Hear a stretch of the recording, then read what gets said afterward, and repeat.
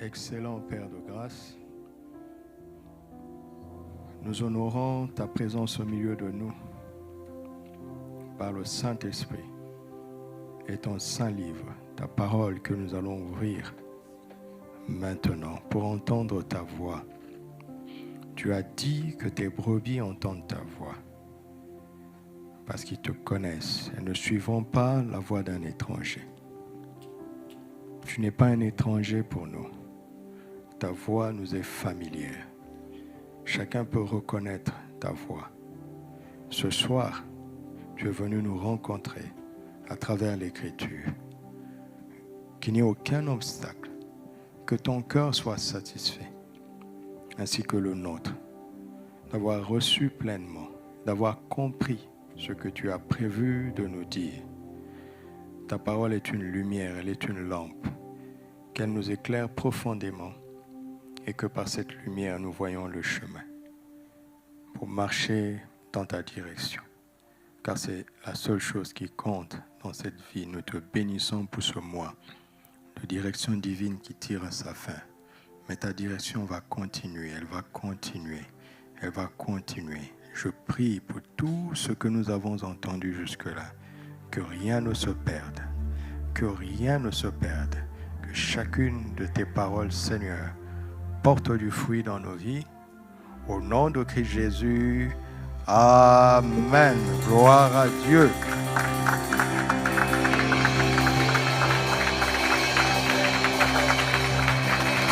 Alléluia. Gloire à Dieu. Gloire à Dieu. On se salue. Salut les bien-aimés.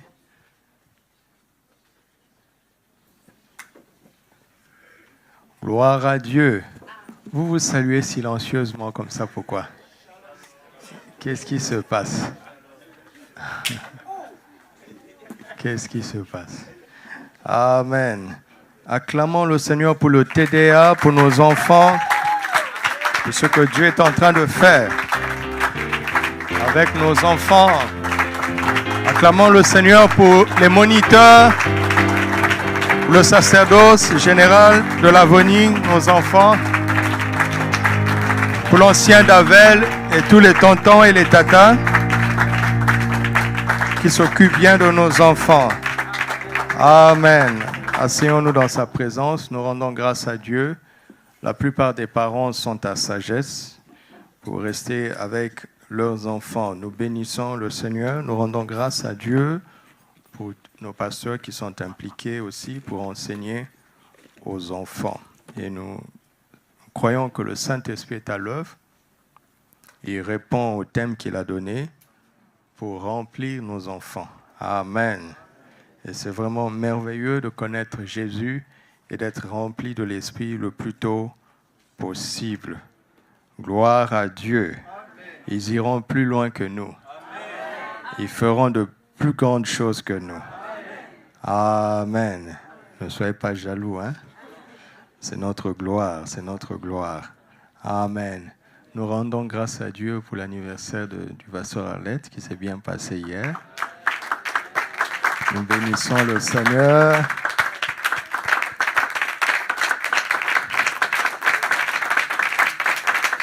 Amen.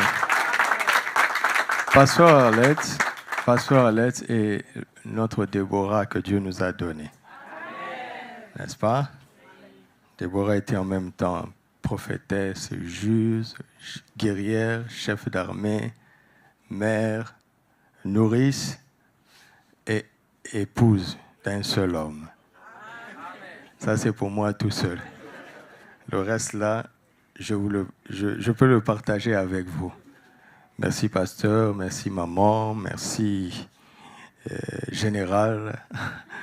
Merci, éducatrice, formatrice, pour tout ce que tu fais dans la maison du Seigneur, pour tout ce que tu fais pour nous, pour tout ce que tu fais pour les enfants et aussi pour tout ce que tu fais pour moi. Tu es une grande bénédiction pour moi et pour nous tous. Vraiment une grâce extraordinaire. Nous sommes reconnaissants à Dieu de ta voix. Amen. Je l'ai présenté à Sagesse. Je vous présente à Lumière ma mère, ma maman biologique, elle est là. Maman Christine, elle est là.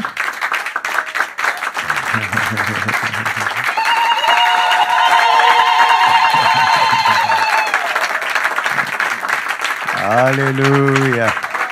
Nous rendons grâce à Dieu qui a étendu sa main pour sa santé.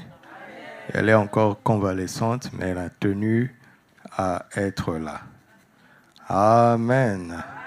Dieu est bon, il est fidèle. Il est merveilleux. Vous savez, Dieu conduit l'homme par la parole de Dieu dans l'esprit de l'homme. S'il y a quelque chose qu'il faut bien retenir, c'est cette simple phrase-là. La direction divine nous est donnée par Dieu à travers sa parole. Et sa parole ne s'adresse pas d'abord à ta tête. C'est vrai qu'elle va corriger les pensées de nos têtes, mais elle commence d'abord dans le cœur. Dieu dirige l'homme par la parole de Dieu dans l'esprit de l'homme. Sa parole est une lumière, n'est-ce pas? Elle éclaire d'abord notre esprit avant d'éclairer notre chemin. Amen. C'est très important de revenir à l'importance de la parole de Dieu en matière de direction divine. Et quand nous parlons de la parole de Dieu, nous n'avons pas un langage légaliste des Écritures, mais un langage inspiré. Quand le Saint-Esprit lui-même inspire la parole de Dieu, elle nous éclaire. Parce que dans la parole se trouve la vie, et cette vie est la lumière des hommes. Ce n'est pas le texte à lui tout seul qui éclaire, mais c'est la vie qui est dans ce texte. Et Jésus a dit que les paroles que je vous ai dites sont comment? Esprit et vie. Donc, sans le Saint-Esprit, on ne peut pas accéder à la vie de la parole. Ce n'est pas possible. Étudier la Bible ou méditer la Bible en se passant du Saint-Esprit devient une activité intellectuelle. C'est vouloir comprendre la parole avec son cerveau. C'est tout simplement insensé.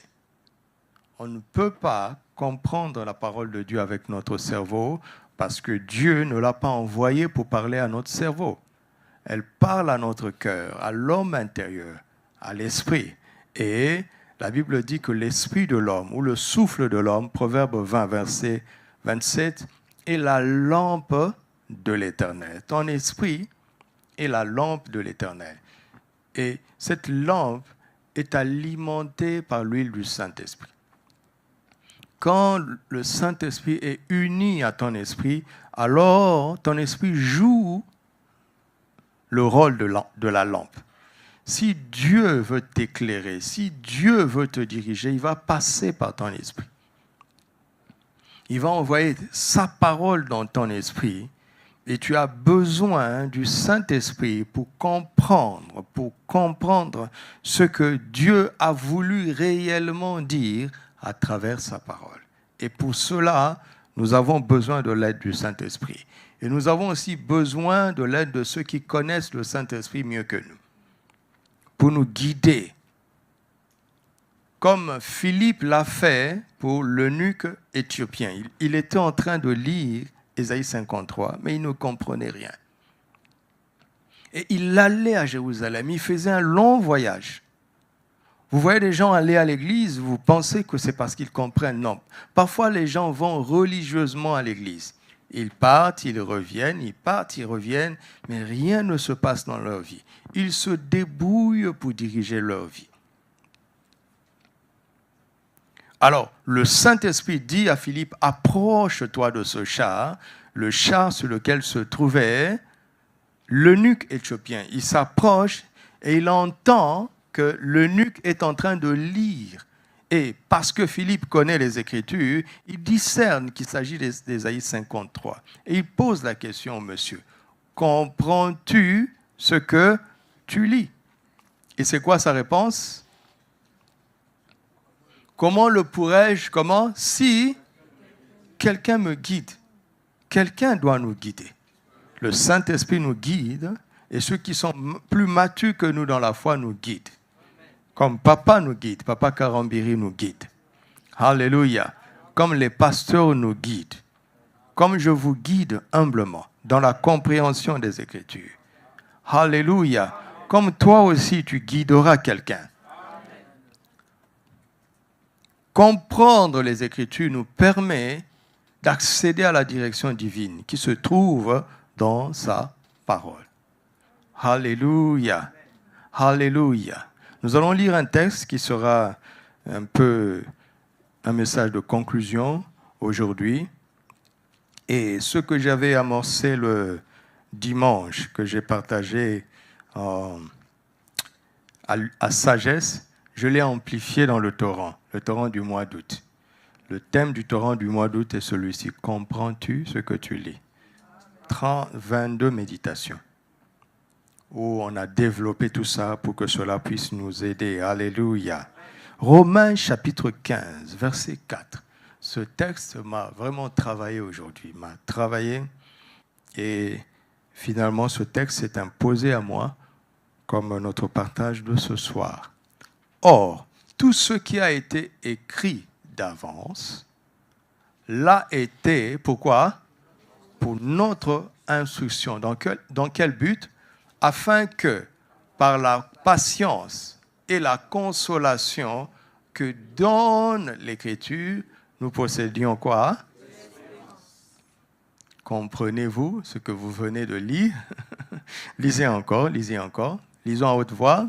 Or, tout ce qui a été écrit d'avance l'a été pour notre instruction, afin que par la patience et par la consolation que donne les Écritures, nous possédions l'espérance. Lisons encore. Or, tout ce qui a été écrit d'avance l'a été pour notre instruction, afin que par la patience et par la consolation que donnent les Écritures, nous possédions l'espérance. Amen. Psaume 32, verset 8, David découvre ce que Dieu dit. Je t'instruirai et je te montrerai la voie que tu dois suivre. Je t'instruirai et je te montrerai la voie que tu dois suivre. Donc, l'instruction est la porte d'entrée dans la direction divine. C'est l'instruction et la lumière qui nous permet de voir ce que Dieu montre. Alléluia. Si je te montre quelque chose et que tu n'es pas capable de voir, cela ne sert à rien. Dieu a promis qu'il nous montrera la voie que nous devons suivre.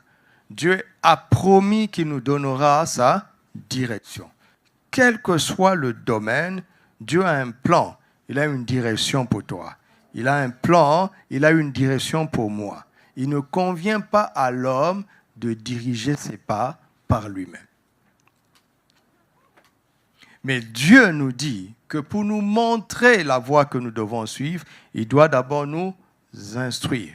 L'instruction est la lumière qui nous permet de voir ce que Dieu montre. Dieu sait que c'est une peine perdue de montrer la voie à une personne qui n'a pas reçu l'instruction. Il le sait. Il le sait. Alors, si nous sommes sages, nous allons appliquer notre cœur à recevoir l'instruction du Seigneur. Parce que nous savons qu'une fois que nous avons accepté son instruction, la direction divine n'est plus quelque chose après laquelle nous devons courir. Dieu s'est engagé. Et comme il est fidèle, il va dire, il va faire ce qu'il nous a promis. Alléluia. Dieu est fidèle. Par exemple, Jésus dit, « Venez à moi, vous tous qui êtes fatigués et chargés, je vous donnerai du repos. Prenez mon joug et recevez mes instructions et vous trouverez du repos pour vos âmes. » Ce texte m'apprend quelque chose auquel je n'ai pas peut-être fait attention jusque-là. Les difficultés, les problèmes arrivent aux enfants de Dieu, pas pour nous détruire, mais pour nous charger au point que nous ne serons plus préoccupés par l'instruction divine. Quand tu es chargé, quand tu as des fardeaux, quand tu as des problèmes, la préoccupation que tu as, c'est d'en sortir. N'est-ce pas? Et donc, toutes les facultés que Dieu t'a données sont orientées dans la mauvaise direction. Et c'est ça le but. Le but de l'ennemi, c'est de nous charger au point que nous soyons beaucoup plus attentifs à nos souffrances qu'à la direction divine. Vous m'entendez? C'est pour cela que les gens qui ont beaucoup de difficultés ne sont pas très ingénieux. Ils n'innovent pas, ils n'ont pas de grandes idées. Pourquoi? Parce que tant qu'on est préoccupé par les choses élémentaires, on n'innove pas. Je vais y revenir. L'instruction, c'est notre responsabilité. Répondre, accepter l'instruction divine est notre responsabilité. Mais nous passons beaucoup de temps à chercher la direction divine, alors que Dieu nous a déjà parlé. Regarde, notre texte de base dit ceci. Il dit quoi? Que tout ce qui a été écrit quand? L'a été pour? Ça veut dire quoi? Ça veut dire quoi? Ça veut dire que la direction divine pour aujourd'hui et pour demain est consignée d'avance dans les Écritures. Quelqu'un a entendu ça? C'est ça notre titre. La direction divine pour aujourd'hui et pour demain est consignée d'avance dans les Écritures. Autrement dit, les réponses dont nous avons besoin aujourd'hui et dont nous aurons besoin demain sont déjà écrites dans le passé. Quelqu'un a dit une phrase que je n'aime pas. Je n'aime pas cette phrase. Je ne l'aime pas. Je veux la dire pour que tu apprennes à la détester comme moi. Parce que ce n'est pas la parole de Dieu. Quelqu'un a dit que si tu veux cacher une vérité à l'Africain, mets-le dans un livre. Nous allons démentir ça.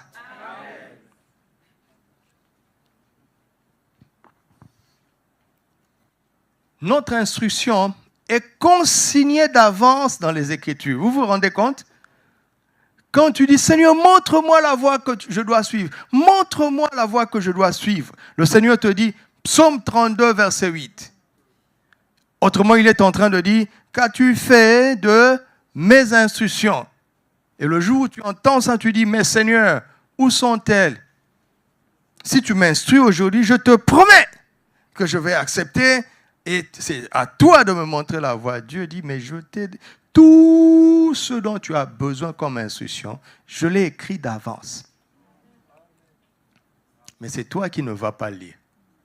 Tu sais, si tu fais un effort de lire, tu comprendras. Et ce que tu ne comprends pas, le Saint-Esprit va envoyer quelqu'un s'approcher de ton char pour que tu comprennes. Ta responsabilité, c'est de lire et de chercher à comprendre. Et je te promets, il y a des choses que tu comprendras dans ta chambre. Et ce que tu ne comprends pas, le Saint-Esprit va priver de sommeil le prédicateur, le pasteur. Il va venir te parler. Le Saint-Esprit va t'envoyer quelqu'un te faire comprendre ce que tu lis, mais à condition que quoi? Que tu lises. J'aime quand les frères me disent, mais pasteur, le texte que tu utilises là, c'est ce que j'ai lu le matin. Maintenant, j'ai compris. J'ai dit, waouh, ça, c'est un eunuque éthiopien. Il y a des nations derrière une telle personne. Tu es éclairé pour aller éclairer des multitudes. Alléluia. L'Afrique a reçu l'évangile à travers l'eunuque éthiopien. Parce qu'il lisait. N'allez pas me dire que les Africains ne lisent pas. Ou bien il faut démentir ça. Alléluia. Alors, ils vont créer des scénarios pour mettre devant toi de la musique à écouter, des films à regarder, des programmes à regarder. Mais l'acteur qui joue le rôle que tu regardes, le présentateur qui présente le document que tu regardes est parti d'un script. Il avait un script. C'est parce qu'il a lu que tu le regardes. Écouter, regarder fait de toi un spectateur. Lire fait de toi un acteur. Tu m'entends? Tu veux entrer dans la catégorie des acteurs? Lis. Même si quelqu'un t'explique. Mais quand l'eunuque éthiopien est rentré, il a régné en Éthiopie. C'est lui qui a expliqué maintenant des gens, n'est-ce pas? On lui a expliqué. Il est parti expliquer. Mais on lui a expliqué pourquoi? Parce qu'il lisait. Alléluia. Alléluia. Il faut lire, mes amis. Il faut lire la parole de Dieu. Pourquoi? Parce que toutes les instructions dont nous avons besoin ont été écrites d'avance. À chaque instruction correspond une lumière divine pour voir ce qu'il a prévu de te montrer. Alléluia. Alléluia. 2 Timothée 3, versets 15 à 17. 2 Timothée 3. Dès ton enfance, tu connais quoi? C'est la semaine de nos enfants. Timothée connaissait les saintes lettres dès son enfance. Donc, sa mère et sa grand-mère l'ont habitué au livre. N'habitue pas tes enfants au film. Habitue tes enfants au livre. Même les dessins, les bandes dessinées, familiarisent l'enfant avec les livres. Au lieu de lui mettre un dessin animé, donne-lui une bande dessinée. Parce que dans la bande dessinée, il y a des images, mais il lit quand même. Tu l'habitues à la lecture. Dès l'enfance, ça ne commence pas à 14 ans. Ça ne commence pas à 16 ans. Ça va être très difficile plus tard. Pourquoi? Parce que tu as manqué d'acquérir cette habitude dès l'enfance. Vous m'entendez? Est-ce que vous m'entendez? C'est évident dans la Bible que Jésus n'avait point étudié. Mais on dit quoi? Comment connaît-il quoi? Les Écritures, lui qui n'a point étudié. Vous avez vu? Comment connaît-il les Écritures, lui qui n'a point étudié? Ne te laisse pas complexer. Si tu as eu beaucoup de diplômes, gloire à Dieu. Si tu n'en as pas eu beaucoup, gloire à Dieu. Mais lis la Bible, tu feras la différence. Lis la Bible. C'est ce qu'il a dit à Josué, que ce livre de la loi ne s'éloigne point de ta bouche. Il parlait à un homme d'État. Il disait, la solution, ton succès se trouve dans le livre de la loi, la parole de Dieu. Personne ici n'a un défi plus grand que Josué. Et Josué n'avait que 5 livres quand Dieu lui parlait. Les 5 premiers livres. Si Josué a réussi dans un défi plus grand que nous tous, avec 5 livres, tous ici devrions réussir parce que nous avons 66 livres, avec des plus petits défis. Alléluia! Prenons la parole de Dieu au sérieux. Oh non, je n'ai personne, je n'ai pas d'argent, je n'ai pas de diplôme. Tais-toi. Ce que tu dis n'a pas de sens pour Dieu. Cela n'a aucun sens. Cherche à comprendre les Écritures, tu feras la différence. Dieu est le même, oui ou non? Celui qui a fait d'un berger, d'un petit berger, méprisé dans sa famille, il a fait de lui un roi, un organisateur de toute une nation. Il est là encore aujourd'hui. Pourquoi tu te limites toi-même? Pourquoi tu as accepté ces plafonds-là toi-même? Dieu n'a pas changé. Il n'y a pas de 21e siècle pour Dieu.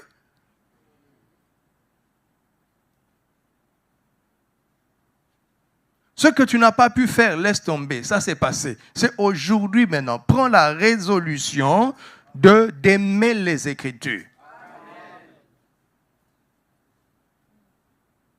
Elle te montrera la voie que tu dois suivre. Et tu feras la différence. Et tu auras du succès. Ça se trouve dans la parole. Mais à condition que nous recevions ces instructions. Je ne suis pas en train de dire aux étudiants de négliger leurs études, d'abandonner leurs études. Je ne suis pas en train de dire ça. Je ne le dirai jamais. Mais si tu excelles dans les sciences des hommes et que tu négliges la Bible, tu ne réussiras pas. Tu ne réussiras pas.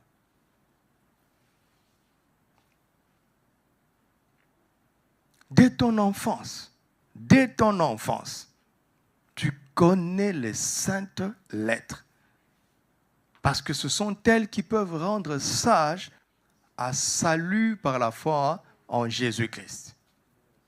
Toute écriture est inspirée de Dieu et utile pour enseigner, pour convaincre, pour corriger, pour instruire dans la justice, afin que l'homme de Dieu soit accompli et propre à quoi?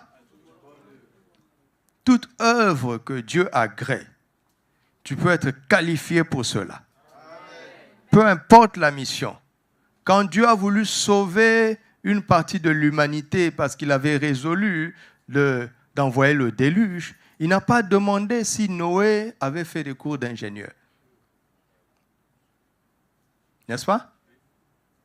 Il s'est posé cette question? Non. La bonne œuvre de Noé, c'était de bâtir une arche pour sauver la création. Dieu ne s'est pas demandé si Noé était un ingénieur. D'ailleurs, ses études n'existaient pas à l'époque, mais il lui a donné la parole. N'est-ce pas? Il lui a donné les plans, les dimensions.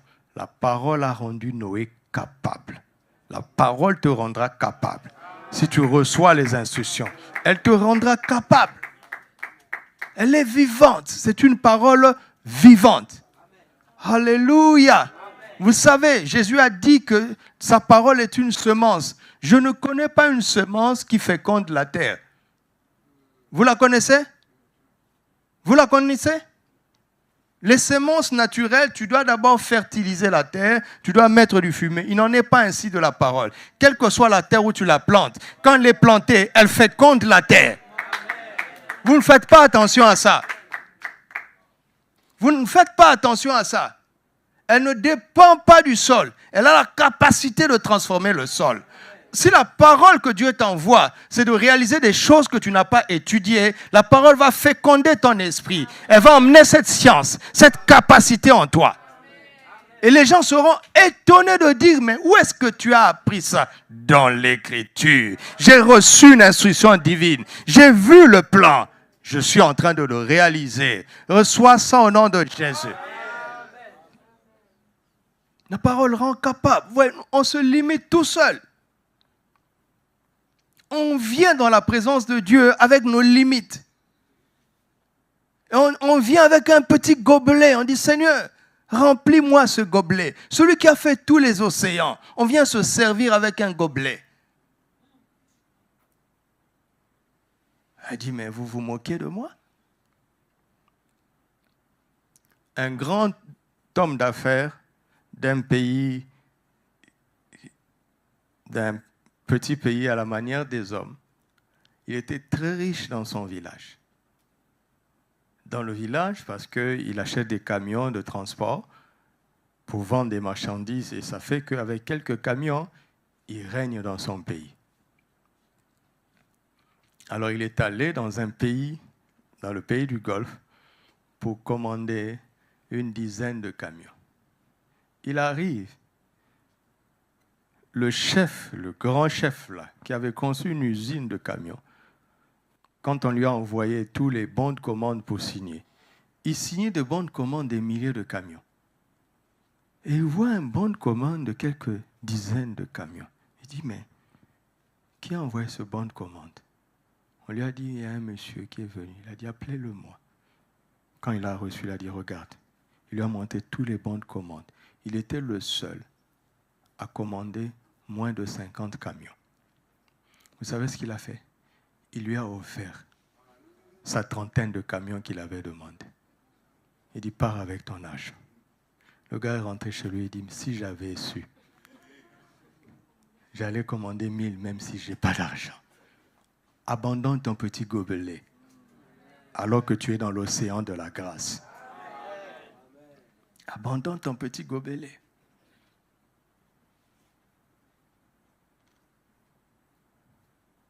Vous entendez?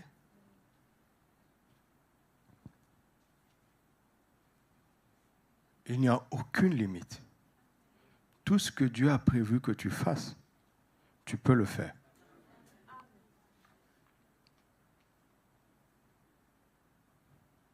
Tu ne sais pas encore quoi, mais va en arrière. Regarde les instructions qui ont été écrites d'avance. C'est comme ça que ça se passe. C'est comme ça que ça se passe. Quand quelqu'un me dit, pasteur, je ne connais pas encore mon appel, je dis, ça veut dire que ce n'est pas le moment. Parce que même si Dieu te parle maintenant, tu ne vas pas l'accepter. Ou bien, tu ne vas pas le comprendre. Continue de grandir. Continue de grandir. Le médecin que tu vois aujourd'hui, il a été à l'école maternelle. Quand il était à l'école maternelle, c'était un médecin en puissance. Même si la maîtresse de l'école maternelle, supposons que la maîtresse de l'école maternelle ait eu la révélation que ce petit garçon ou cette petite fille sera un grand médecin, est-ce qu'il va lui apprendre les cours de la médecine? Il n'est pas prêt. C'est sa destinée, mais il n'est pas prêt. Il n'est pas prêt. Donc on ne perd pas son temps à grandir. Non. On perd pas. Au contraire, on gagne du temps.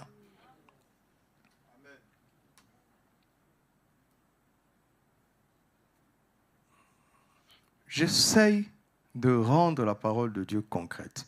Parce que quelque part en nous, nous sommes des religieux chrétiens. C'est-à-dire que quand on vient là, à l'église, c'est pour apaiser un peu notre âme. Mais après, nous allons nous battre avec nos muscles et nos têtes dans les choses de ce monde. C'est dommage. C'est dommage. Dieu n'a pas prévu qu'il en soit ainsi.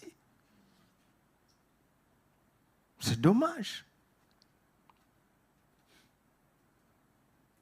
Alors, il commence, regardons le verset 16, il dit « toute écriture ».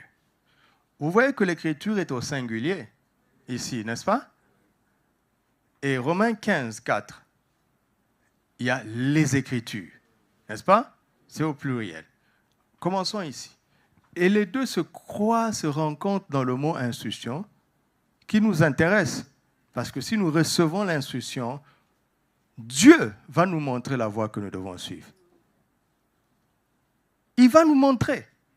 Ce ne sera pas lui et nous, non. Lui seul, il va nous montrer. Mais il faut que nous recevions, nous acceptions, nous comprenions l'instruction. Alors il dit toute l'écriture. Il ne dit pas toutes les écritures. Il dit toute l'écriture. Le tout ici, c'est absolu. Vous savez, quand on prend les choses dans leur globalité, il y a la place pour les exceptions. Vous comprenez? Si on avait dit toutes les écritures et qu'on trouvait une écriture qui n'est pas inspirée, les hommes diraient l'exception confirme la règle.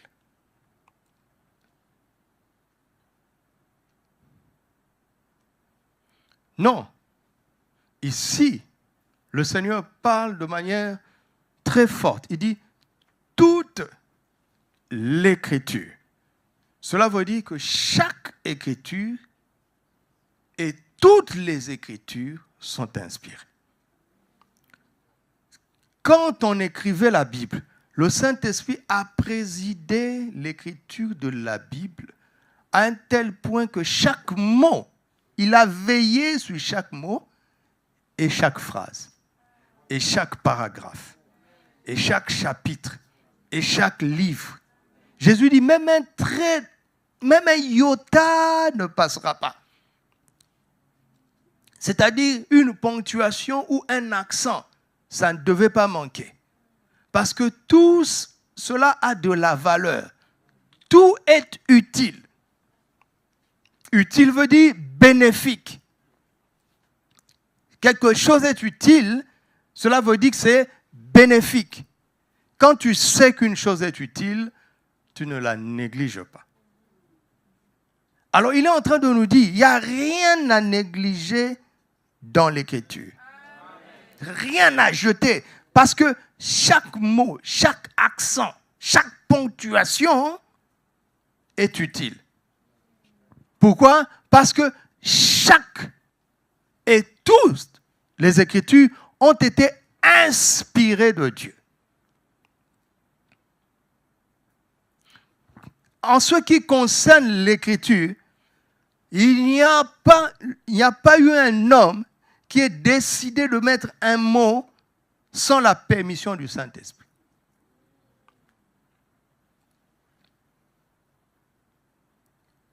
C'est pour ça que parfois ils écrivaient et ils ne comprenaient pas tout. Parce que ce n'est pas la parole d'un homme, c'est la parole de Dieu. Alléluia. Alléluia. Et nous avons des versets préférés. Je vous le dis souvent, il suffit de voir ta Bible où tu as souligné et où tu n'as pas souligné. Si ça se trouve, l'instruction de ta vie se trouve dans le verset que tu n'as pas souligné. Parce que le verset que tu n'aimes pas est inspiré de Dieu. Le verset que tu aimes est inspiré de Dieu.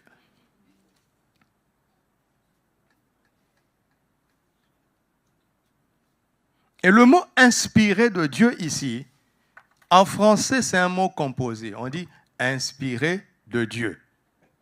En grec, c'est un seul mot. C'est un seul mot. Si on veut traduire ça en français, on va dire inspiré de Dieu, ou bien vient du souffle de Dieu, ou bien vient de la respiration de Dieu.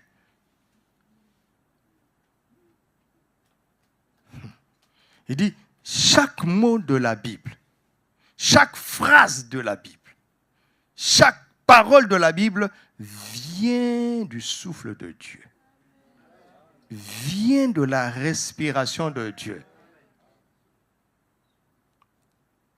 Qu'est-ce que ça veut dire?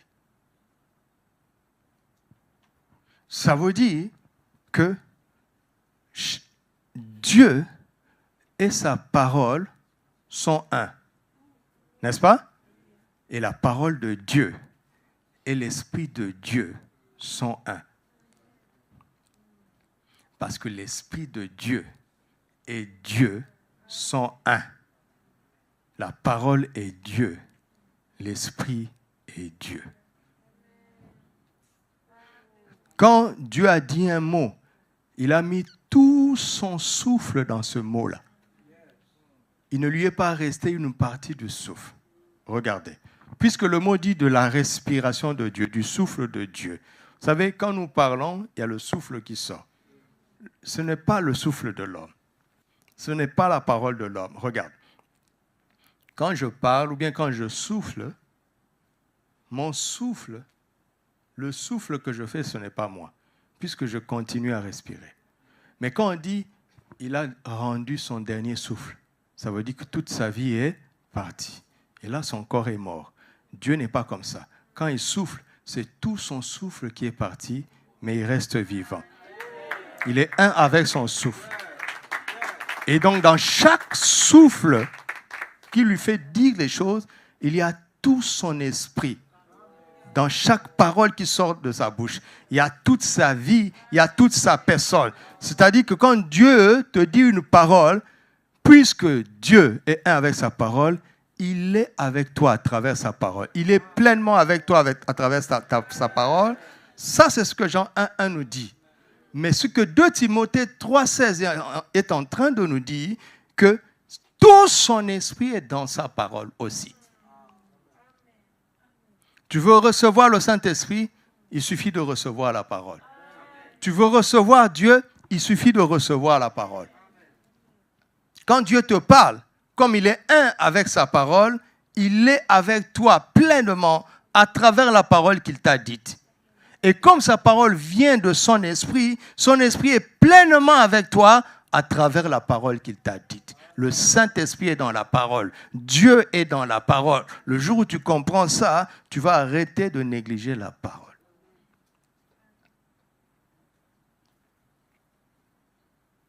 Il est dans sa parole. Il est dans sa parole.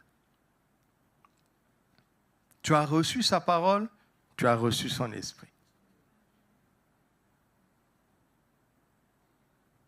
Et tu as reçu Dieu. Il est un avec sa parole, il est un avec son esprit. Si nous méditons une parole et que nous disons « Ah, nous avons compris », la parole nous a éclairés. Plus besoin de dire « Seigneur, éclaire-moi ». Oh Dieu, j'attends la direction divine. Il dit « Et la parole alors ?» La parole, c'est moi. Plus besoin de dire « Saint-Esprit, dirige-moi ». Le Saint-Esprit dit « Et la parole ?» Je suis dans la parole. C'est moi qui t'ai ouvert l'esprit. C'est moi qui t'ai donné la compréhension. Et si tu saisis cette parole-là, c'est Dieu que tu saisis. C'est le Saint-Esprit que tu saisis. Maintenant, si tu marches avec la parole, tu marches avec qui? Et avec qui?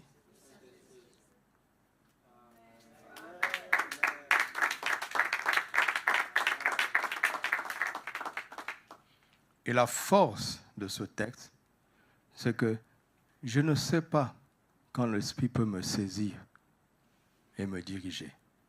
Je ne sais pas quand Dieu peut décider de m'ouvrir les yeux, n'est-ce pas, pour que je voie.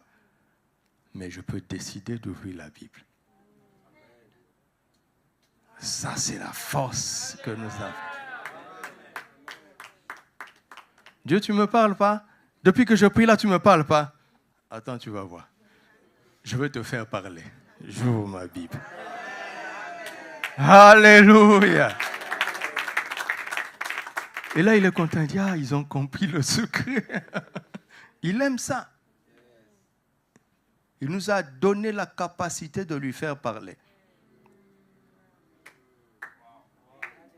Alléluia. Il aime ça. Il aime ça. Les choses les plus surnaturelles, on ne peut pas décider. Ça vient par sa décision souveraine et on va toujours s'attendre à cela. Mais si j'ai besoin d'une réponse, si j'ai besoin d'une lumière dans une situation, tout est dans la Bible. Même les choses de l'intimité sexuelle sont dans la Bible. C'est-à-dire que Dieu s'est intéressé à tous les sujets de la vie. Tu ne peux pas lire Cantique de Cantique sans être choqué. Ce n'est pas très intéressant pour les célibataires. Mais pourtant, c'est très sain, c'est très sain. Ça veut dire que pour Dieu, il n'y a pas de sujet tabou.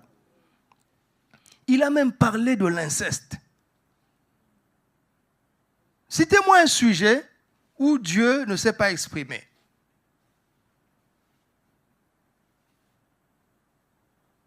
Il n'y a pas de sujet tabou. Vous allez avoir honte pourquoi? Alors que vous le faites en secret.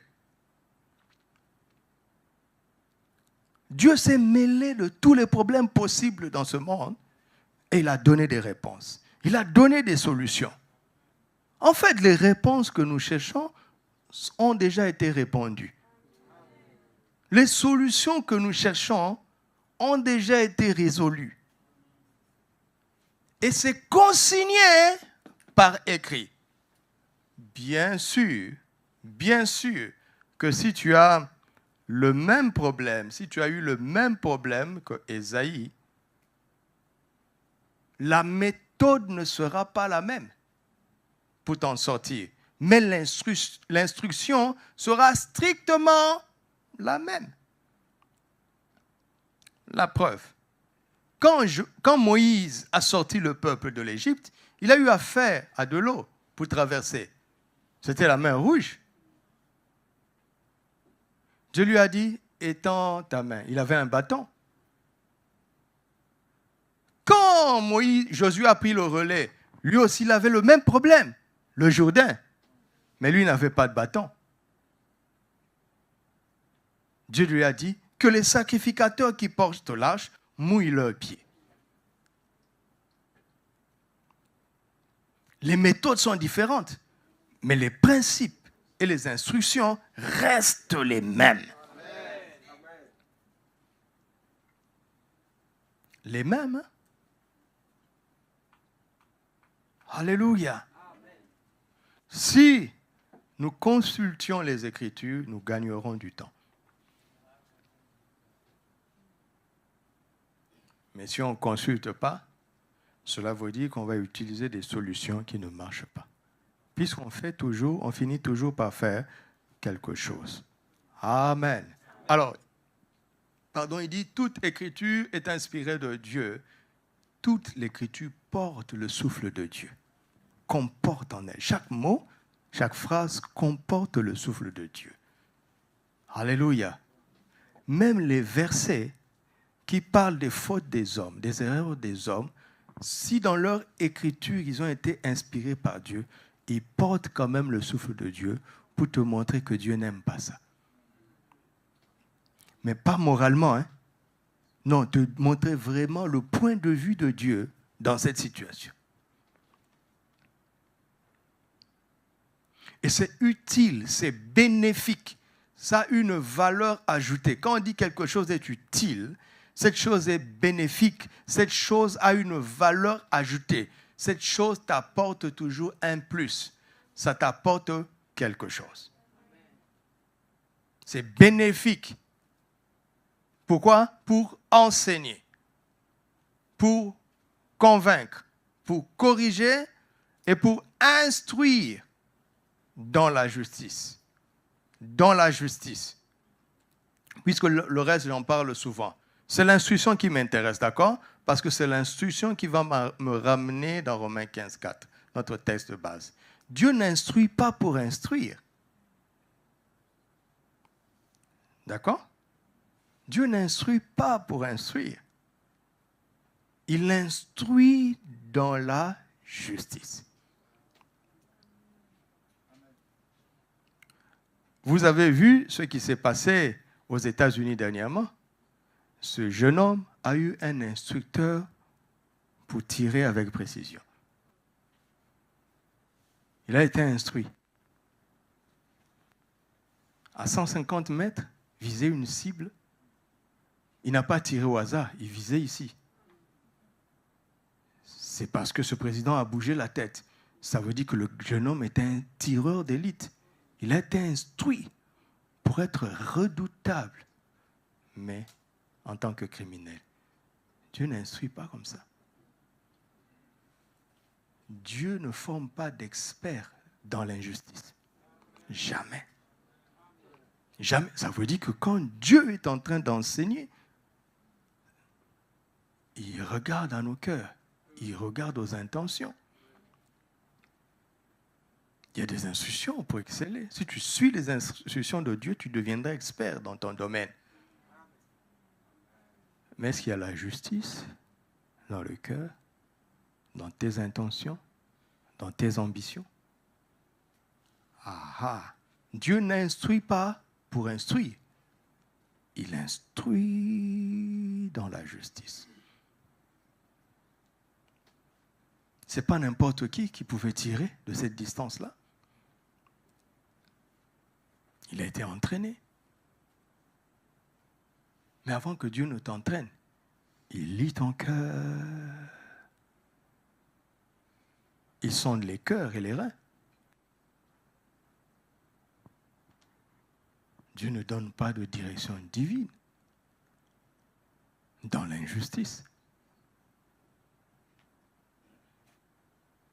C'est pour ça que parfois on tourne en rond et qu'on ne voit pas le chemin.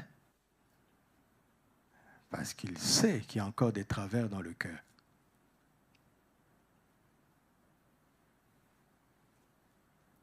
Le mot injustice ici, ça c'est mon langage, a deux aspects. Le premier aspect, c'est l'aspect légal. Ça parle de droiture. Dans un français plus dur, de rectitude, droiture. La justice, c'est de la droiture.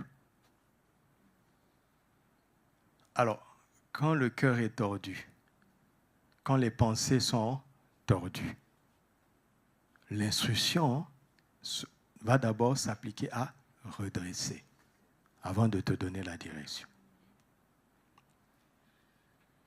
Combien de gens ont détruit leur vie parce qu'ils ont eu un secret, ils ont eu une inspiration qui leur a donné de la célébrité, de la renommée, du pouvoir. Ils se sont perdus après. Vous m'entendez? C'est pour ça qu'il y a très peu de direction divine précise. Pourquoi? Parce qu'il instruit dans la justice à travers l'Écriture. David dit, « Je serre ta parole dans mon cœur afin de ne pas pécher contre toi. » Comment le jeune homme rendra-t-il pur son sentier? C'est en se dirigeant d'après ta parole. La droiture. 12 espions ont été envoyés par Moïse. 10 ont été disqualifiés. Seulement 2 ont réussi. Quand Dieu célèbre Josué et Caleb, il dit, ils ont parlé avec droiture. Donc ce n'était pas tant la peur, les paroles négatives dans l'extérieur, mais c'était les pensées tordues dans le cœur qui ont fini par trouver une occasion de mal parler. Tu peux avoir un bon langage chrétien dans la bouche, mais si le cœur est hypocrite, un jour, l'hypocrisie trouvera un moyen de s'exprimer et cela peut être fatal, que Dieu nous en garde. Vous me suivez?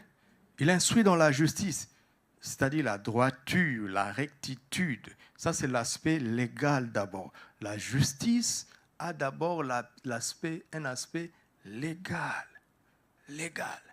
Là, Dieu, tout ce qui l'intéresse, c'est qu'il nous donne les directions qu'il donne à tous les enfants. Tu vois que Dieu ne te dit pas des choses particulières. Pourquoi? Parce qu'il voit que tu ne respectes pas les choses générales.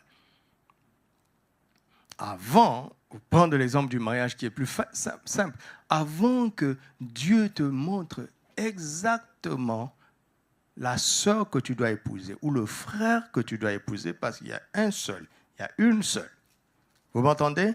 Dieu a destiné un homme pour une femme. Si tu n'acceptes pas ça, c'est ton problème.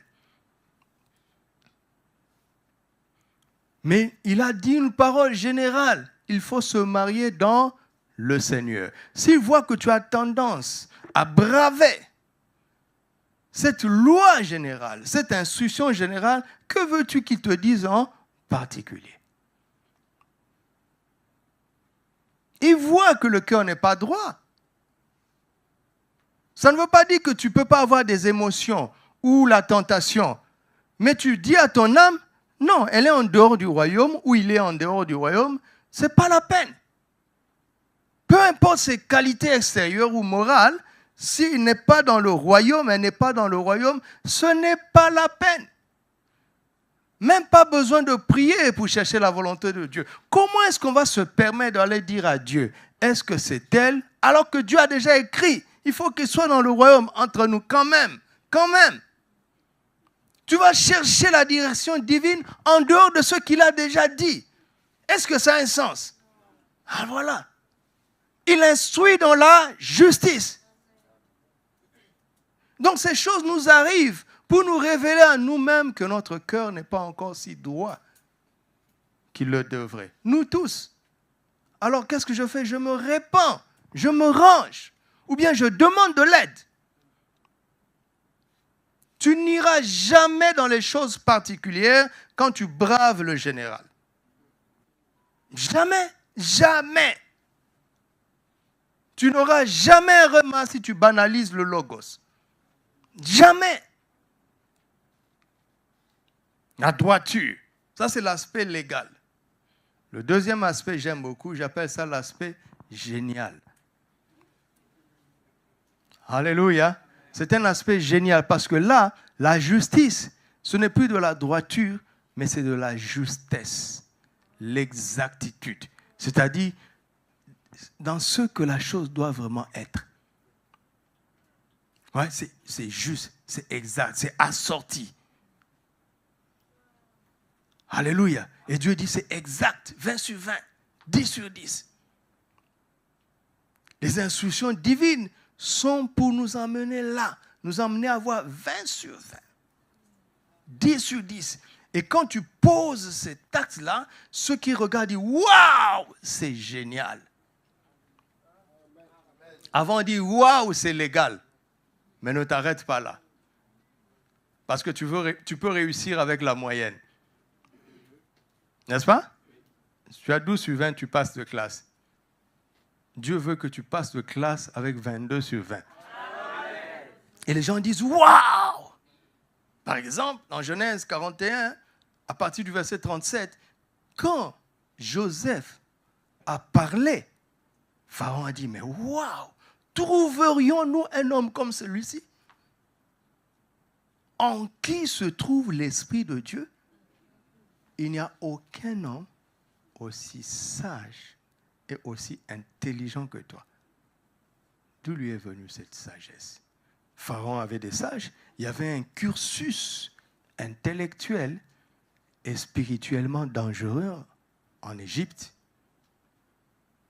pour impressionner le royaume. Lui, Dieu l'a envoyé dans l'école de la prison. Il n'a pas fait la fac. Hein? Vous avez oublié ça. Hein? Je suis en train d'encourager ceux qui ont accepté d'être complexés. Sors de là. Tu m'entends? Sors de là. Hein? Joseph était en prison. Il a appris la prospérité dans l'école de l'esclavage. Dans l'école de la trahison. Trahison fraternelle, hein? Ce n'est pas trahison professionnelle. Hein? Toi, trahison professionnelle, déjà, tu es mort.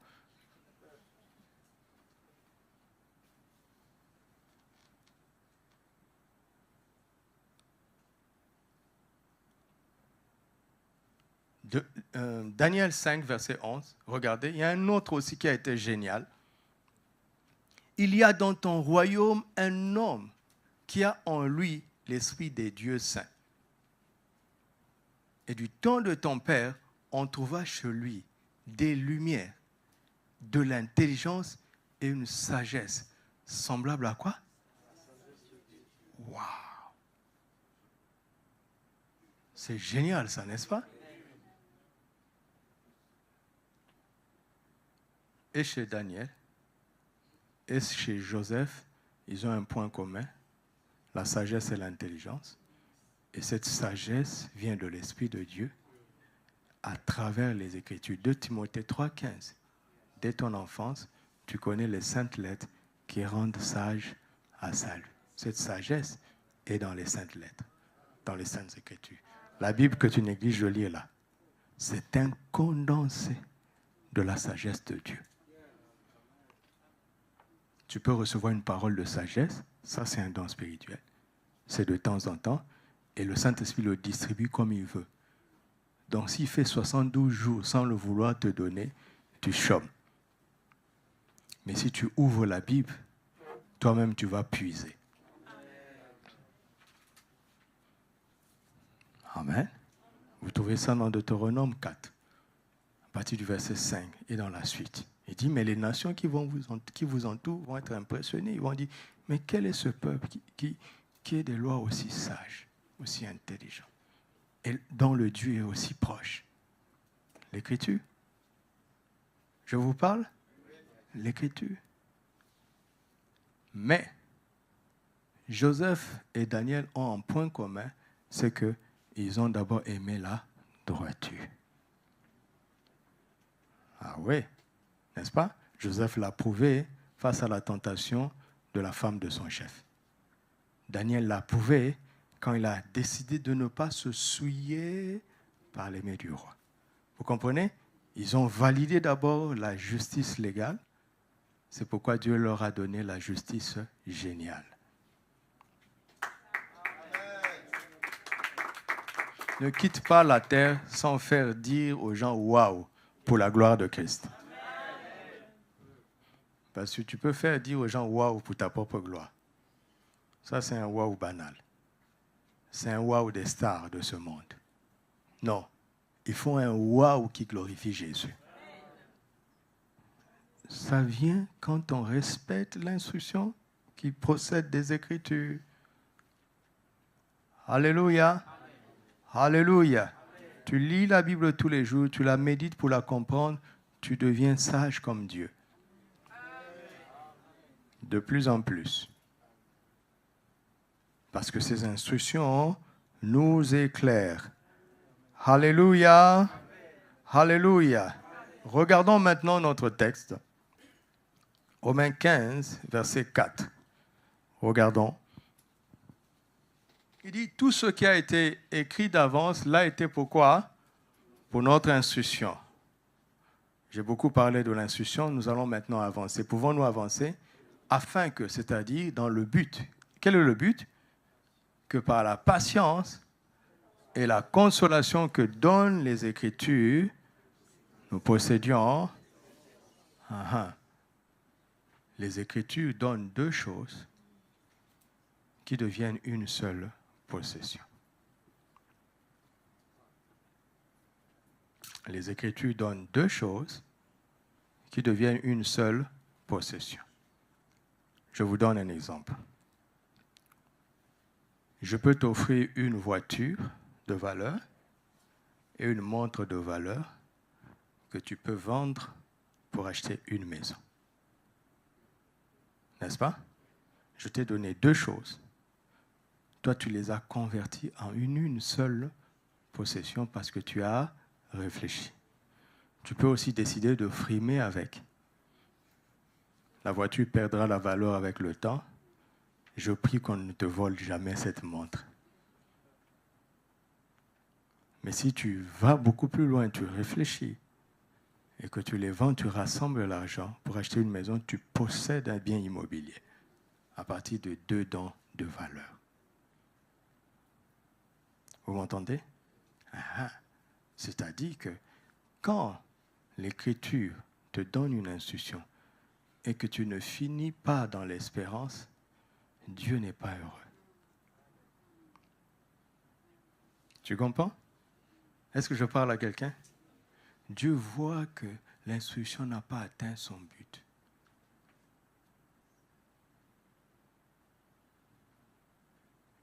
L'instruction doit faire son chemin. Quand l'instruction commence à faire le chemin dans le cœur, la personne qui a reçu l'instruction expérimente deux choses. La patience et la consolation. Que donne ton voisin? Que donnent tes frères? Que donnent tes amis? Que donne qui? Les Écritures. Quand on est en souffrance, qu'est-ce qu'on attend? D'être entouré, non? Ils ne m'ont même pas passé un coup de fil, pasteur. Les gens de ma cellule ne m'ont même pas appelé. Je ne viendrai plus à l'église. C'était un enfant. Et on a mal fait de ne pas l'appeler. On a mal fait. Mais sa réaction est immature. Même si on t'avait appelé. Même si on t'avait rendu visite. Et on va le faire. Et on doit le faire. Vous me suivez? On doit le faire. Mais question, où est-ce que tu cherches ta consolation?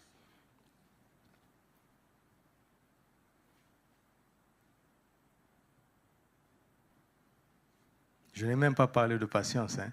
Parce que est-ce qu'on cherche la patience?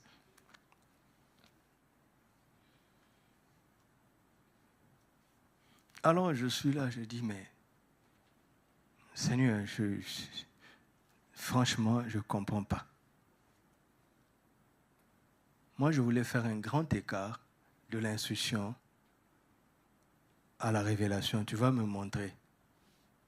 Mais Dieu dit, mais tu ne possèdes pas l'espérance.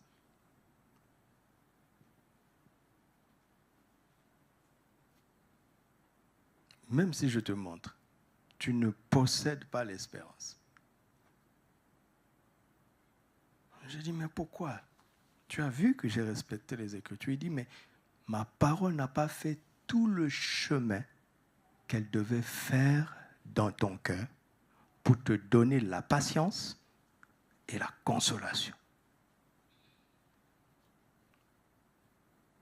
Parce que si tu arrives à recevoir dans l'Écriture la patience et la consolation, tu posséderas l'espérance. Et là, moi, j'entre en scène.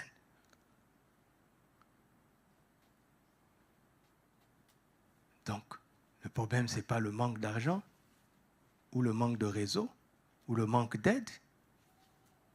Vous me suivez? Le problème, c'est ça, là. C'est ça qui est devant nous.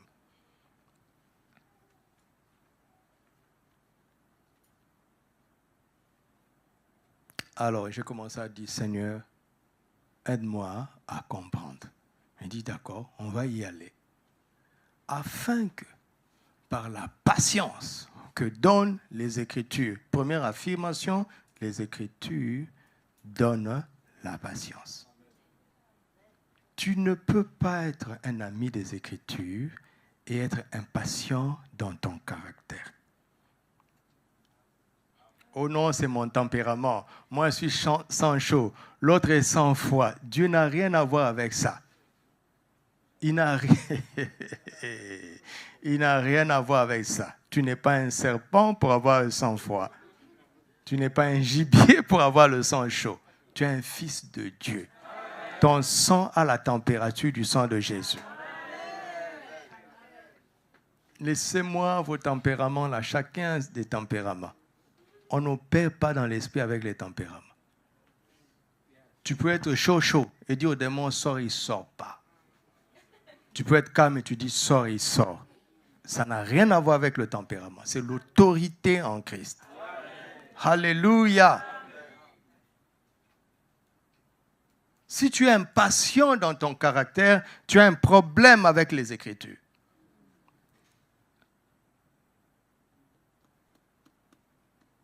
Et ça, c'est nous tous. Hein? Je dis, waouh, Seigneur, je cherchais le fruit de l'esprit. Mais il dit, mais tu viens d'apprendre que je suis un avec ma parole est une avec mon esprit est un avec moi. Et il y a mon esprit dans la parole. Tu peux développer la patience grâce à l'esprit, tu peux développer la patience grâce à la parole.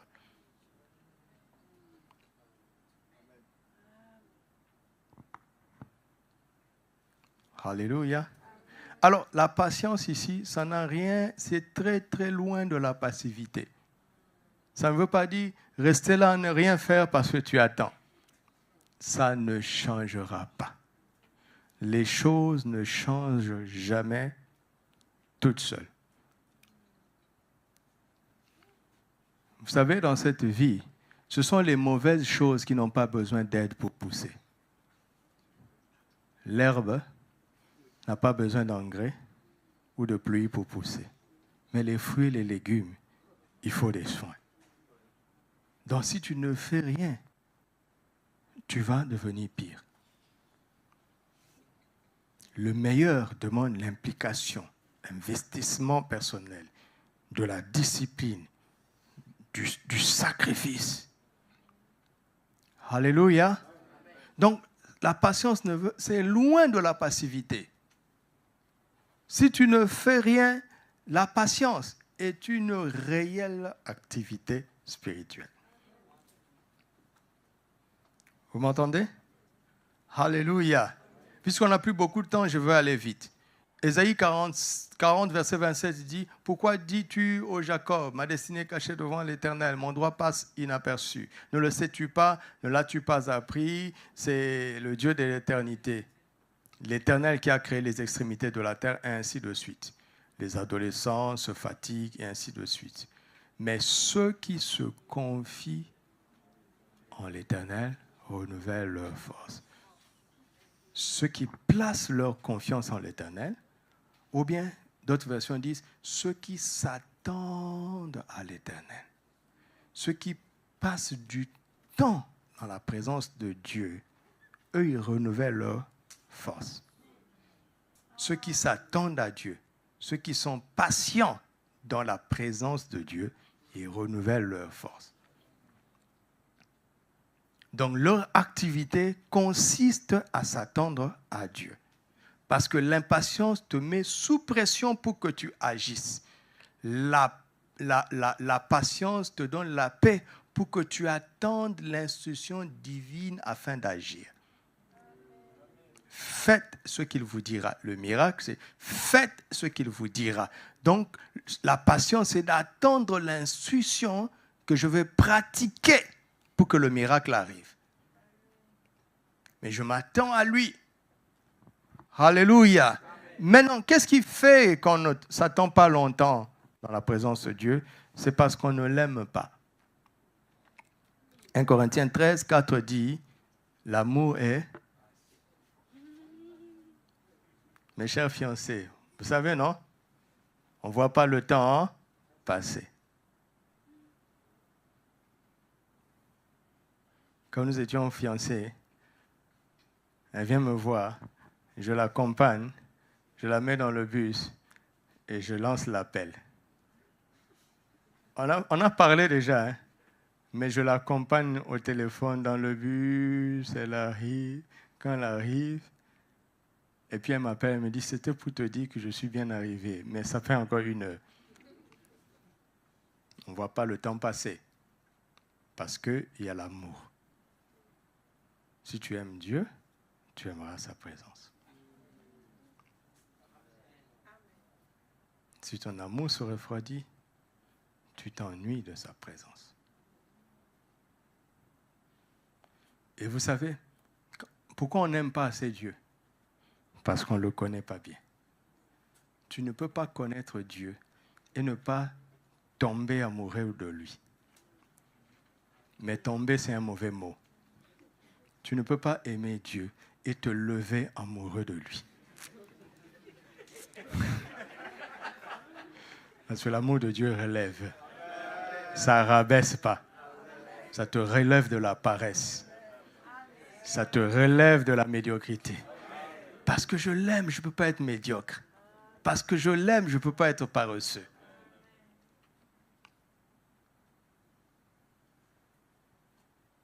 « 1 Corinthiens 13, 4, 1 Corinthiens 8, 1 à 3. Et quand on n'aime pas Dieu, on est intéressé par les activités. Quand tu entends direction divine, toi tu cherches des prophéties à dire, des miracles à faire. Seigneur, dirige-moi dans les paroles prophétiques, dirige-moi dans les miracles. Ça peut arriver, mais tu risques d'entendre Matthieu 7, 21. Retirez-vous de moi, je ne vous ai jamais connu. Seigneur, n'avons-nous pas prophétisé par ton nom? N'avons-nous pas fait des miracles par ton nom? Mais il dit, mais je ne vous ai jamais connu. Pourquoi? Parce que 1 Corinthiens 8, verset 3 dit, si quelqu'un aime Dieu, celui-là est connu de Dieu. Quand tu aimes Dieu, Dieu te connaît. Et quand tu aimes Dieu, le début de 1 Corinthiens 13 ne te concerne pas. Tu ne peux pas avoir la foi jusqu'à transporter toutes les montagnes sans amour. Comment? Non, tu as l'amour. Tu vas transporter les montagnes par amour, pas pour te faire voir. Vous comprenez ça? La patience, s'attendre à Dieu parce qu'on le connaît et parce qu'on l'aime.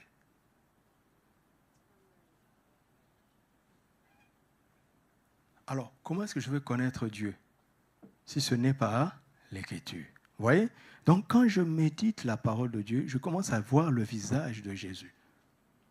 Parce que du début à la fin, il est question de lui. Je commence à voir le visage de Jésus et je me relève amoureux de lui. Et il affecte mon caractère. Et parce que je reste dans sa présence, je sors avec des paroles qui viennent de lui. Je sors avec des instructions qui viennent de lui. Il suffit de les mettre en pratique. Alléluia. Alléluia. La consolation qui vient de l'Écriture. Vous avez entendu? La consolation qui vient de l'Écriture. Quand nous sommes en souffrance et que nous disons que nous sommes consolés, cela veut dire quoi? La peine est résolue. La plaie est guérie.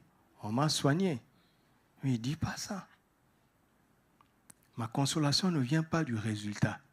Ma consolation ne vient pas du fait que je suis sorti de la souffrance, mais j'ai vu l'Écriture.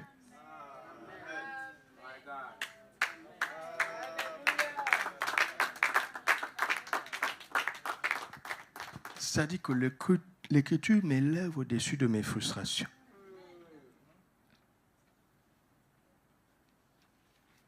Puisque la patience est déjà une preuve d'amour, nous savons du reste que toute chose concourt au bien de ceux qui aiment Dieu et qui sont appelés selon son dessein. Le problème n'est pas résolu. Il n'est pas résolu, mais j'ai vu l'envers du décor. Dieu est omniscient, Dieu même, il a laissé faire. Je commence à réfléchir. Il aurait pu arrêter ça. D'accord? Je peux te demander de soulever un poids de 30 kilos. Je sais que tu peux le faire. Mais je ne peux pas te demander de soulever un poids de 300. Tu ne peux pas le faire. Alors, je suis bienveillant. Je t'aime. Je sais tout à l'avance. Je te donne un poids de 500. Au début, tu es troublé. Je dis, mais pourquoi tout ça s'abat sur moi? Dieu te connaît. Tu as la capacité en toi. Alléluia. Alléluia. Donc, tu vois dans l'Écriture que aucune tentation qui nous est survenue n'a été inhumaine. Mais avec la tentation, Dieu nous donne le moyen d'en sortir. J'ai vu dans l'Écriture, le problème n'est pas encore résolu. Je commence à dire, ah bon? Ah bon? Donc, tu penses que je veux surmonter ça? La parole me répond, oui. Je commence à rire. La situation n'a pas encore changé. Je commence à dire, waouh! Pour Dieu, je peux soulever 500 kilos. Waouh! Les gens ne te croient pas, hein? Les gens attendent que tu soulèves. David a parlé publiquement. Avant de lancer sa première pierre, il était tellement sûr. N'est-ce pas? La consolation, c'est comme ça. La consolation qui vient des Écritures, c'est une anticipation du résultat. Et là, je dis, oh Seigneur, tu es merveilleux. Or, la foi est une ferme assurance de quoi? L'espérance devient ma possession. Oh, je ne savais pas ça. La démonstration vient après. Une démonstration de ce qu'on ne voit pas. La patience et la consolation que donnent les Écritures m'ont conduit tout droit à posséder l'espérance. Maintenant, qu'est-ce que je dois faire? Je dois chérir fermement les choses que j'espère. Parce que l'Écriture m'a dit que Christ a fait ça. Christ a fait ça. Je commence à visualiser les Écritures. Je l'aime, je le connais, j'ai confiance en lui. Je sais qu'il ne peut pas me mentir. Il a vraiment fait. Je visualise les Écritures. Je suis patient pour comprendre parce que je le connais et je l'aime. Alors je me détourne de mon problème pour me focaliser, me concentrer sur les Écritures. Et plus je le fais, je passe de la patience à la consolation. Et plus je persévère, je suis rempli d'espérance. Il dit, la foi, c'est la foi qui nous fait triompher du monde. C'est la foi qui est l'élément pratique dans ce monde. Mais cette foi vient de quoi? La foi est une ferme assurance de quoi? Des choses qu'on espère. Il y a des choses devant moi, j'espère ces choses. Je m'attends à ces choses. Mais est-ce que je suis fermement convaincu qu'elles vont arriver?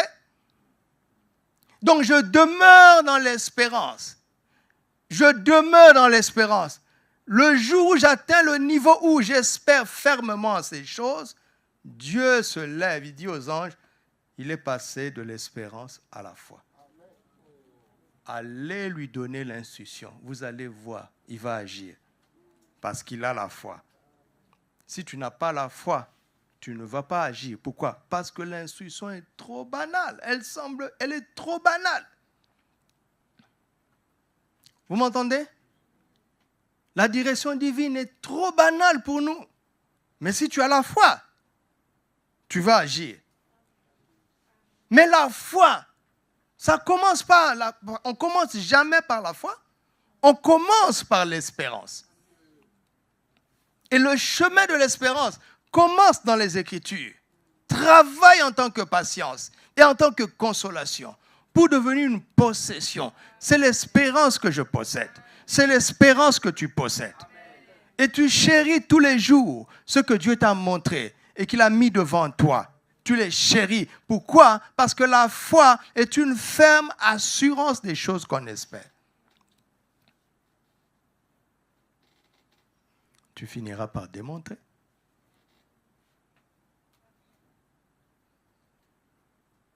Qu'est-ce qui se passe? Ou bien vous n'êtes pas d'accord avec moi? Est-ce que tu possèdes l'espérance? Est-ce que tu possèdes l'espérance? Il dit, c'est par la foi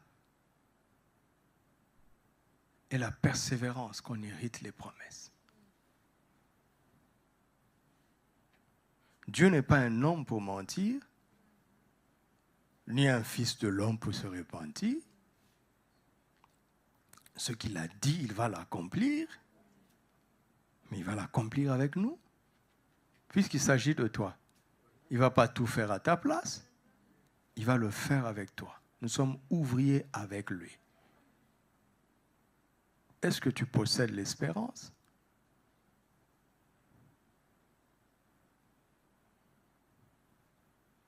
Pourquoi ce découragement facile? Pourquoi ces hésitations, cette inconstance, cette instabilité?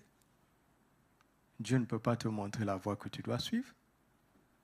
Si tu es instable, inconstant, si tu te décourages facilement, si tu n'as pas confiance en lui, si tu ne l'aimes pas, tu es en danger. Si pour nous la consolation c'est après le résultat, nous sommes en danger. La consolation est dans l'Écriture. Alléluia. Parce que cette parole est la vérité. La direction divine pour aujourd'hui et pour demain se trouve déjà consignée dans les Écritures. Donnez-moi 5 minutes, s'il vous plaît, je vais terminer. Il dit, revenons sur notre texte, il dit, tout ce qui a été écrit d'avance. Ça a été écrit d'avance. Le mot qu'il y a ici d'avance veut dire ce qu'on entend là. D'avance. Il a dit, peu importe ton présent, l'Écriture en a parlé au passé. Vous m'entendez? Dieu a déjà tout, il a tout prévu, il a tout vu. Prévu, il a vu à l'avance. Et il a écrit. D'avance. Comme un homme de Dieu aimait le dire, nos solutions ne sont pas devant nous. Nos solutions sont derrière nous. Il disait, nos réponses ne sont pas devant nous. Nos réponses sont derrière nous. Il disait, même notre avenir est dans le passé. Dans les Écritures. Il a écrit d'avance. Ce que tu attends demain, là, a déjà été écrit dans le passé. Alléluia. Alléluia. Mais il y a un deuxième aspect de ce d'avance-là qui est extraordinaire. L'expression d'avance ici, c'est ce qu'on traduit aujourd'hui par en tête ou bien prélude. Vous savez, quand tu veux écrire une lettre ou bien un livre, il y a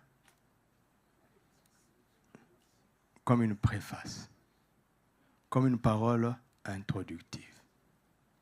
N'est-ce pas? Quelle est cette parole? Genèse 1:1. Au commencement, Dieu créa les cieux et la terre.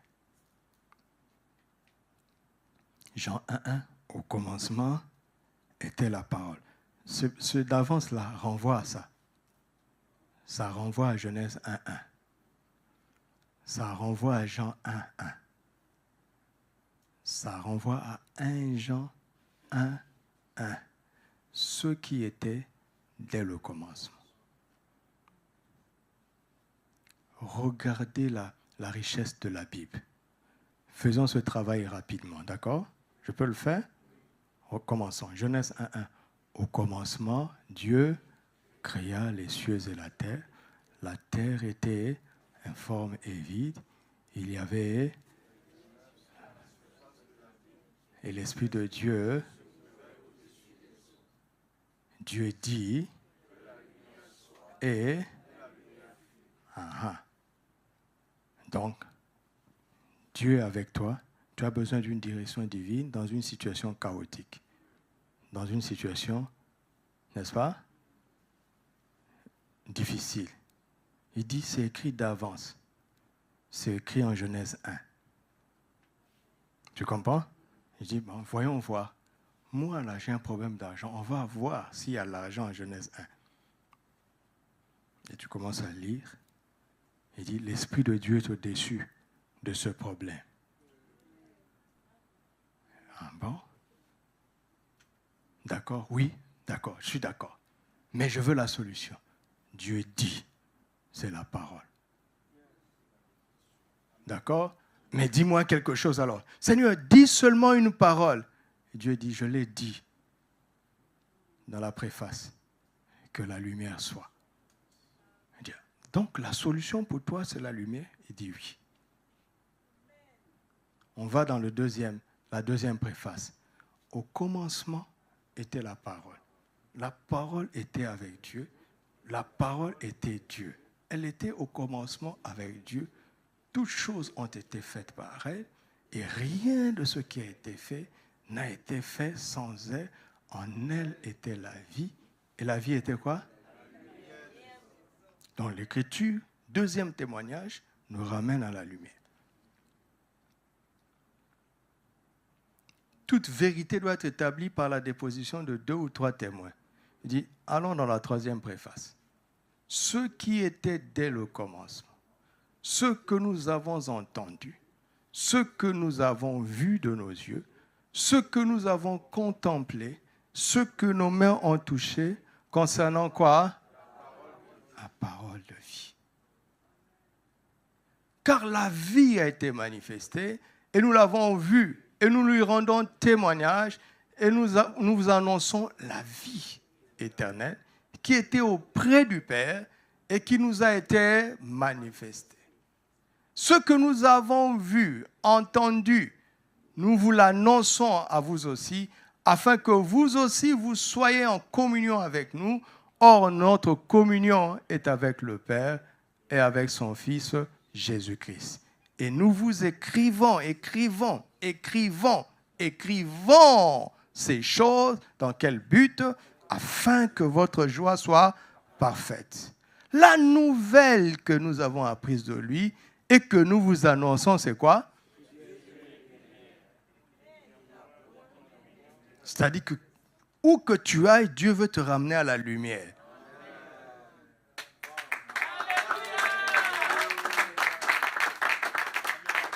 Il dit, le véritable problème dans la vie, c'est de ne pas voir la lumière. C'est de ne pas voir la lumière de Dieu. C'est de ne pas voir comme Dieu voit.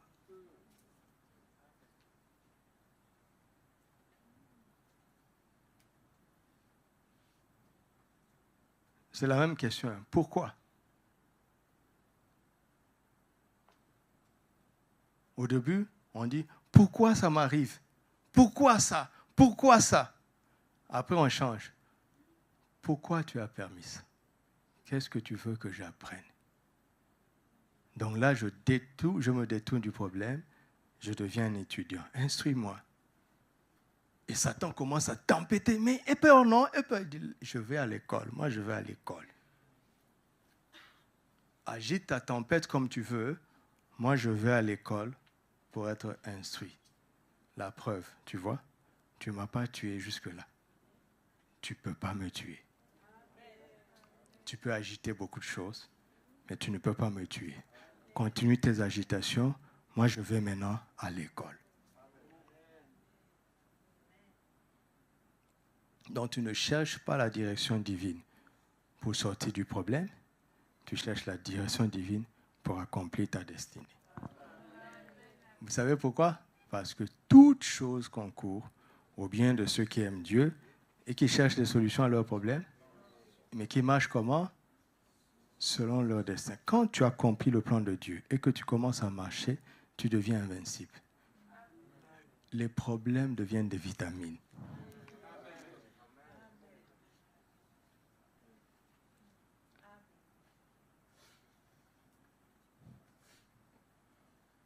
Si tu t'attaches aux Écritures, ton cerveau est retourné. Ton réflexe, ce n'est pas comment je vais sortir de cette situation. Non, qu'est-ce que Dieu veut m'apprendre?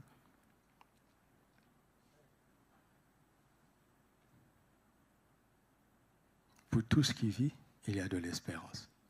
Donc, si ce problème ne m'a pas tué, il y a de l'espérance. Est-ce que tu as possédé l'espérance?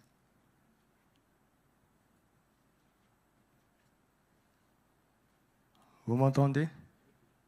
Vous m'entendez? C'est étrange comment la Bible ne montre aucune trace où Joseph a été découragé.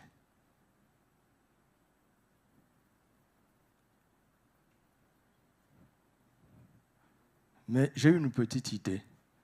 Parce que quand il parle à Pharaon, il dit, si Dieu t'a montré ce rêve 2 fois, c'est que le temps est arrivé. Il avait eu 2 songes. Il avait compris que le temps était arrivé.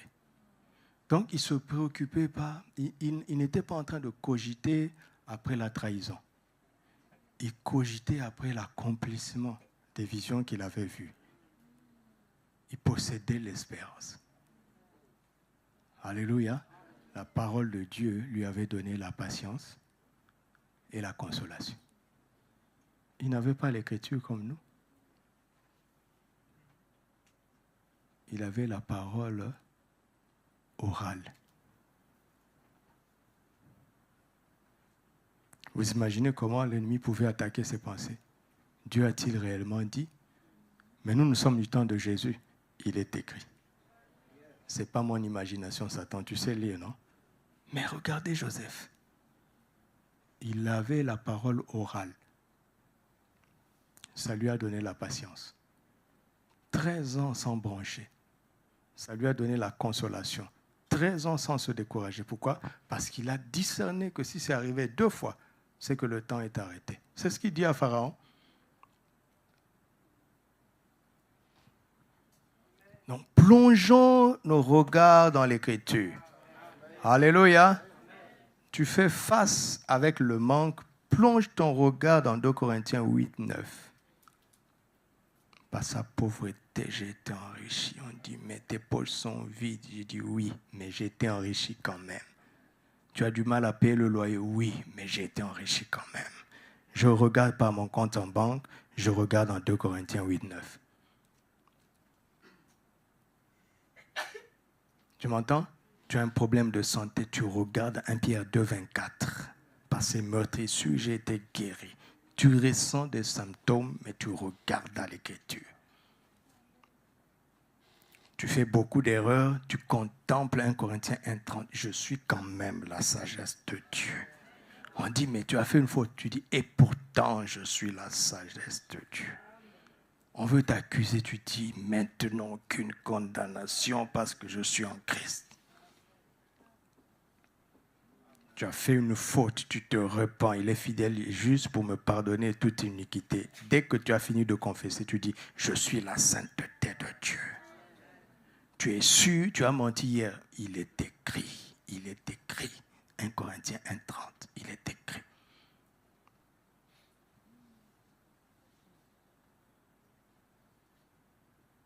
Et plus tu contemples, tu vas toucher la réalité de la parole. Vous savez, quand on touche, c'est là où on possède l'espérance. Ne pense pas que quand tu touches, ça s'est manifesté. Mais il y a une assurance qui te gagne. Toi-même, humainement, tu ne comprends pas. Mais tu es entré dans une zone de quiétude surnaturelle. Et la paix qui surpasse toute intelligence gardera vos cœurs et vos pensées en Jésus-Christ. Quand Dieu voit ça, il dit, voilà, mon fils est prêt, ma fille est prête. Il va te montrer la voie que tu dois suivre. Marche-y simplement. Et tu verras la gloire de Dieu. Alléluia. Gloire à Dieu. Gloire à Dieu. Levons-nous. Je vais prononcer une bénédiction qui se trouve dans ce texte. Romains chapitre 15. Romains chapitre 15.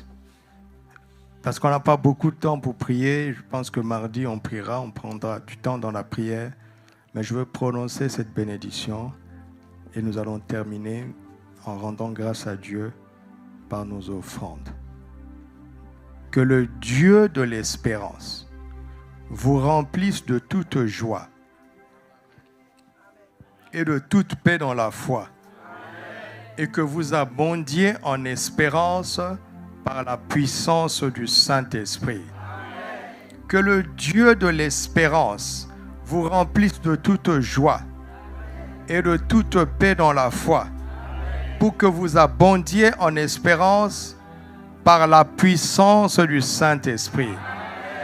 Que le Dieu de l'espérance nous remplisse de toute joie et de toute paix dans la foi, pour que nous abondions en espérance par la puissance du Saint-Esprit. Dites avec moi, je suis rempli de toute joie et de toute paix dans la foi, grâce au Dieu de l'espérance. Il n'y a aucune place pour la moindre tristesse et le moindre trouble dans mon cœur et dans mon âme, car je suis rempli de la joie absolue, toute joie. Je suis rempli de la paix absolue, toute paix dans la foi. Ô mon âme, arrête de t'agiter, arrête de t'attrister, car dans mon cœur, il n'y a aucune place pour ta tristesse. Il n'y a aucune place pour ton trouble. Je t'ordonne maintenant, ô mon âme, de te soumettre à la joie de Christ et à sa paix qui remplisse mon cœur. Au nom de Jésus. C'est pourquoi désormais, je vais abonder en espérance par la puissance du Saint-Esprit. Je vais abonder en espérance par la puissance du Saint-Esprit. J'ai compris maintenant comment déclencher la puissance du Saint-Esprit dans ma vie à travers les paroles et les pensées pleines d'espérance. Je refuse d'être faible. Je refuse d'être faible parce que je suis plein d'espérance. Je rejette tout désespoir au nom de Christ Jésus, afin que la puissance du Saint-Esprit agisse en moi et au travers de moi. Au nom de Christ Jésus. Alléluia. J'ai vu dans les Écritures ce qu'il faut pour que je sois patient et consolé. Et je possède maintenant l'espérance. Je sors d'ici étant plein d'espérance. Et je vais chérir cette espérance. Car la foi, ma foi, est une ferme assurance de ces choses que j'espère désormais. Et je veux démontrer ce que je ne vois pas.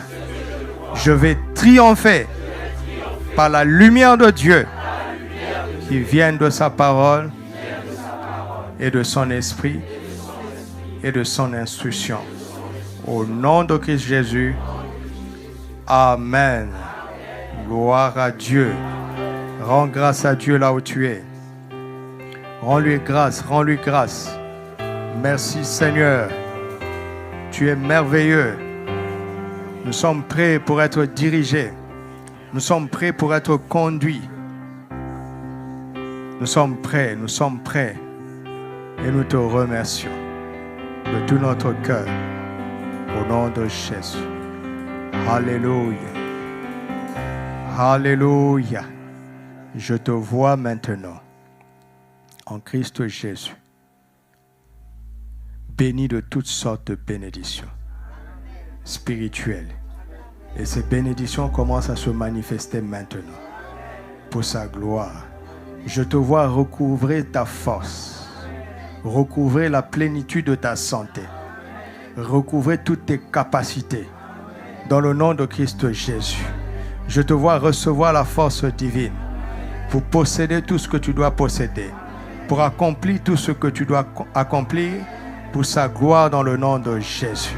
Alléluia. Tu es instruit dans la justice. Tu marches dans la droiture et dans la justesse des choses qu'il a prévues pour toi.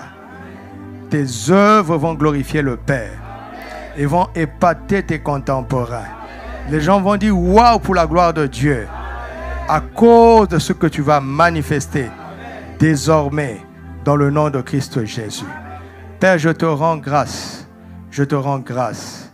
Je te rends grâce parce qu'une nouvelle phase commence. Une nouvelle phase commence dans nos vies. Tu nous conduis dans la victoire. Et de plus en plus dans la victoire, pour ta gloire, pour ta gloire, pour ta gloire. Tu nous amènes à accomplir les bonnes œuvres que tu as préparées pour nous d'avance. Notre lumière va luire et les hommes vont voir nos bonnes œuvres.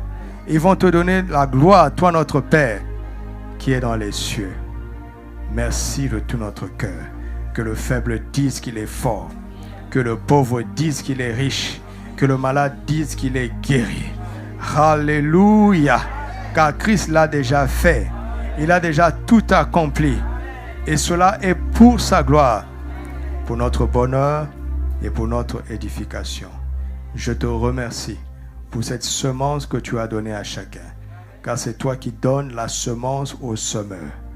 Père, alors que nous sémons dans ta maison, nous attendons en retour une moisson abondante, conformément à ta parole, et il en sera ainsi au nom de Christ Jésus notre Seigneur.